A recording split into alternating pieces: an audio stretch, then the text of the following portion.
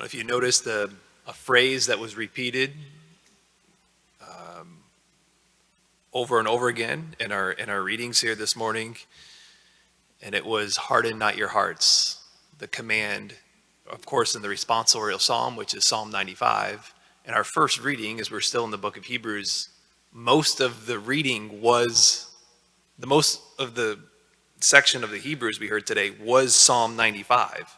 Right, so it was repeated again in the Psalm, which was 95, but a big chunk of the Hebrews was Psalm 95, and we hear, "The harden not your hearts, as in the rebellion of the day of the testing in the desert." So that's back in, crossing the Red Sea and the wandering in the desert.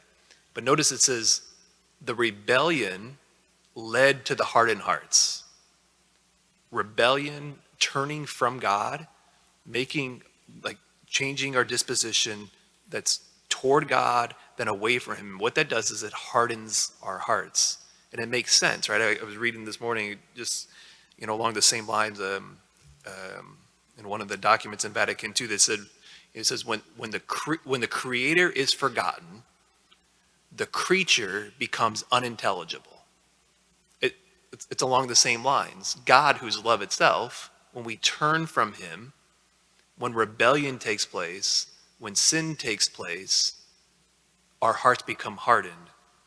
And so, just practically, like when we look at our lives, whether the brokenness, sin, from relationships, from past, it's almost this ongoing movement towards, or this attention to the hardening of our hearts and continuing turning back to God. Like much of life becomes continuing to present our hardened hearts to Christ. And we see, some people never recover from the hardened hearts. That takes place due to the sin and due to brokenness. What happens? We become deadened to things that ought to move our hearts. Cynicism easily creeps in towards God, towards relationships. And so it becomes this continually presenting our hearts to God, to Christ. And, we just see that model, with the leper today in our gospel. Not only, so he cries out to God, and notice, not only does Jesus heal the leper, He touches him.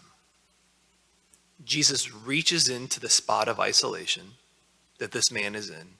He reaches into the spot of brokenness, of cut off, the hardened heart, and He comes in and He grabs it.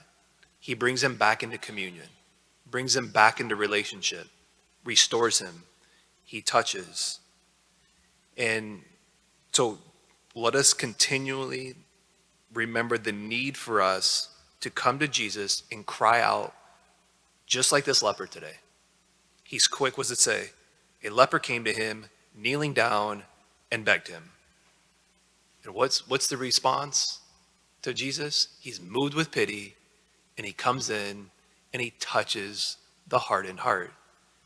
So let us continue to reveal, to present, to open our hearts, our hardened hearts, to Him who is love itself, and allow ourselves to be touched by Christ.